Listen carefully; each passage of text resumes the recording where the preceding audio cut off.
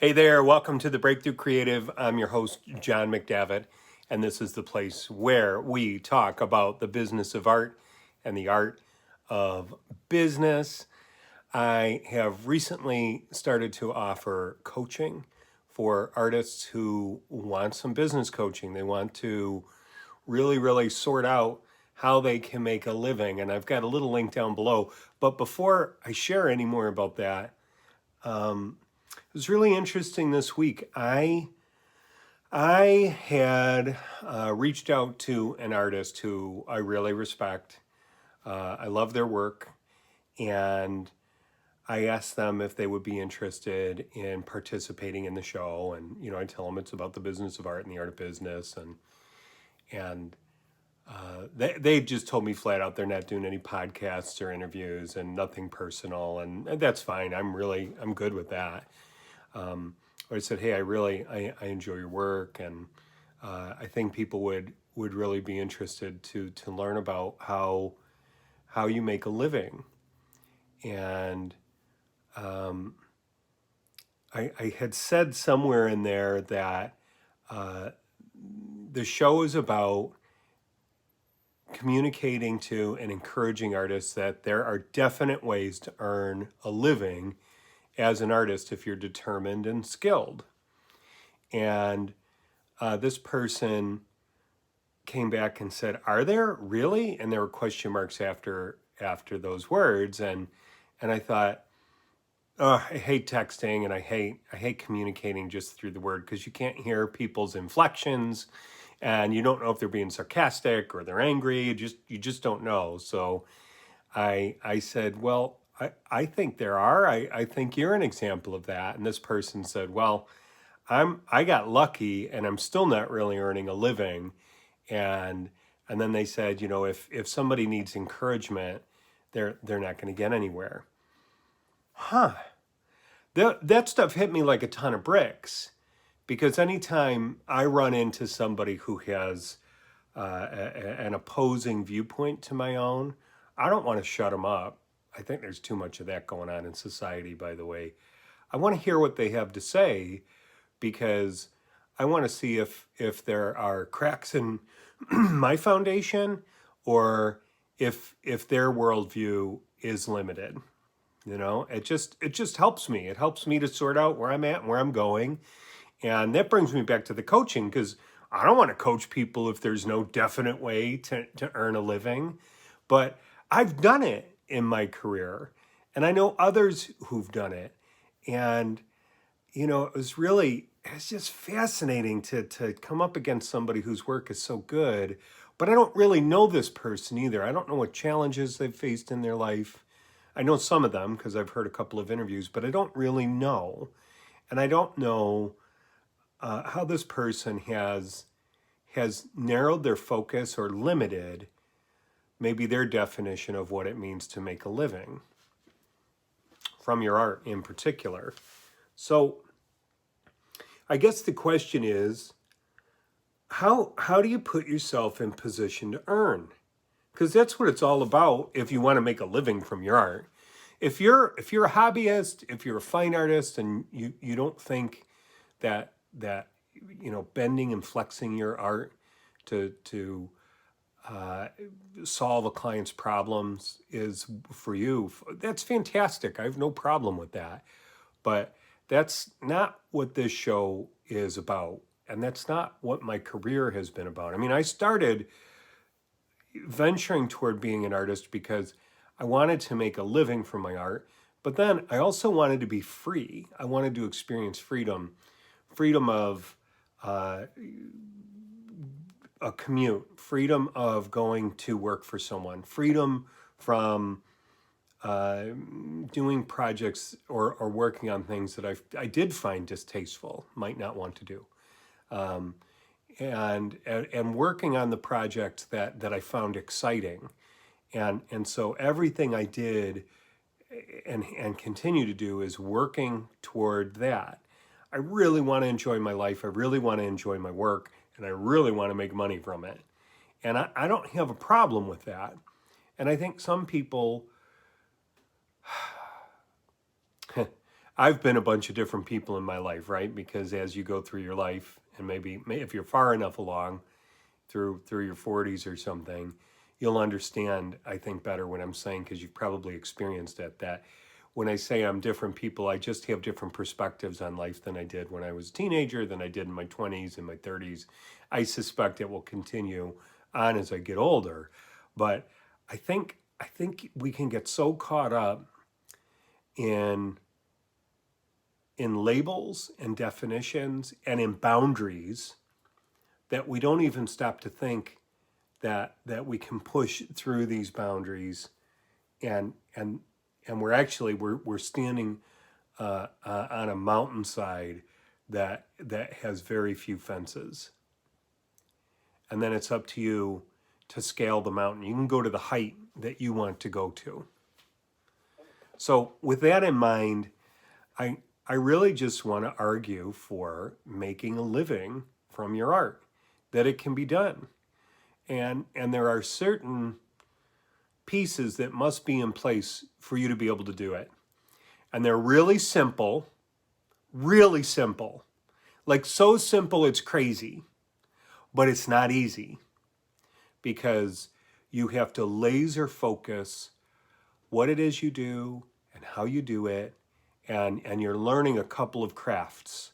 You're learning the craft of your art, and you're learning the craft of being a business person. You're learning the craft of being a business person. And those two have to work together, or you might not make it, okay? Now, maybe you get an agent, maybe you have people who can do all the business, and for whatever reason, your art is such that you tap a vein, that you're making so much money you can employ these people to help you. But if you don't know anything about business, you can lose it as fast as you get it. So anyway, as I'm working this episode out in my head, I'm thinking to myself, how do you put yourself in position to earn? And there are 3 clear steps that I see. One of them is you got to get good at something. You've got to get good at your craft. And that means a lot. That means you're going to spend a lot of time doing whatever it is that you do, and repetition. And I think you better enjoy it, because I don't know that you're going to be able to scale that mountain or keep up with it if you don't enjoy it. You got to have a discipline around it. And to me, I don't know that I could do something in a really disciplined manner if I didn't love it on some real deep, rich level.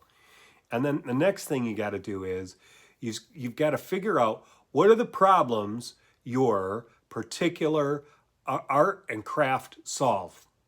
What problems do your art and craft solve in maybe not just the world, like you could do it in just the world, and maybe you'll get individuals buying stuff from you, but I guess I always go toward corporate, because that's where there's real money there.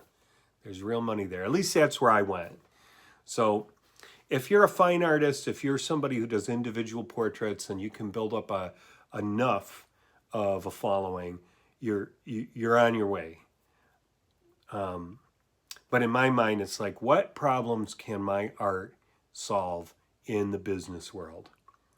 And then, the last thing, the third component here is you gotta be out there, and you gotta be marketing and selling your services.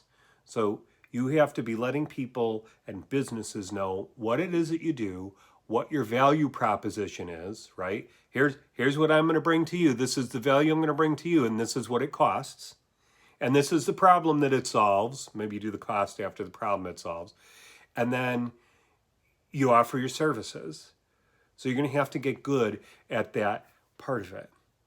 And, I'm thinking about myself and my career, but then I'm thinking about other people that I know, other people I've had on the show that I've interviewed. And so I'll start with Dino Crisanti in episode 39. Dino is a friend of mine who I've worked with over the years. He's this incredible sculptor, and he is a toy inventor and designer.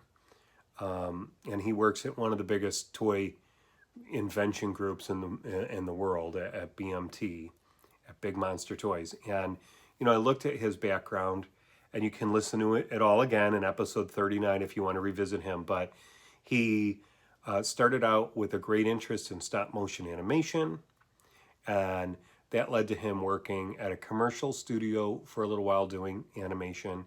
And then he kind of made this sidestep into toy invention and sculpting and teaching. And I think the teaching may even have come before that. But he does all of these things together. Not necessarily for the same client, but he does all of these things. I mean, the sculpting and the toy invention stuff work together. The teaching is primarily for stop motion animation. Then he's working on his own show on the side. And then he has clients that he sculpts for who have large budgets to make big bronzes. And Dino cobbles it all together to make a living wage. And I'm sure better than that. Emily Proxel, she was in episode 48. She went to school to be an artist. I believe that her focus was fine art, and she got out of college and she began working as a graphic designer. And then I met her when she was in product development and doing graphic design and product development. And then she's been doing product development for years, and recently she's been doing a lot more with her photography in her professional services, taking photos for realtors of houses and fixing the photos and helping realtors with their marketing.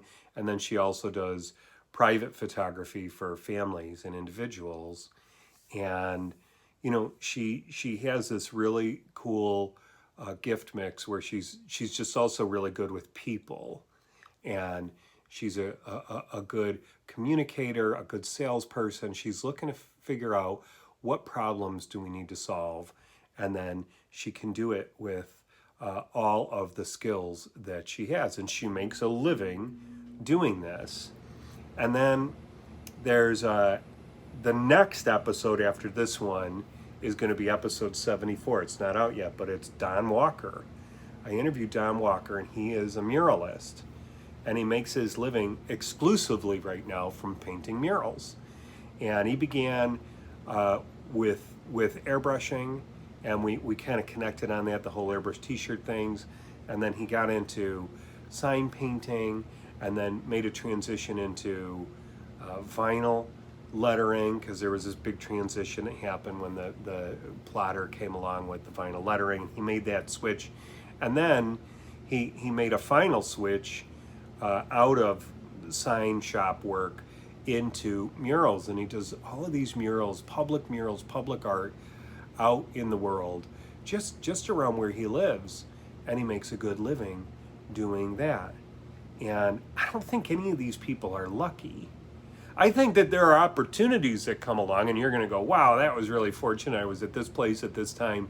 But if you're not ready for it, like if somebody comes along, you've never painted a mural before, and they're like, hey, do you do murals? Yeah, I can do murals. Do you have examples for me? Well, if you have nothing, you're not ready for the opportunity.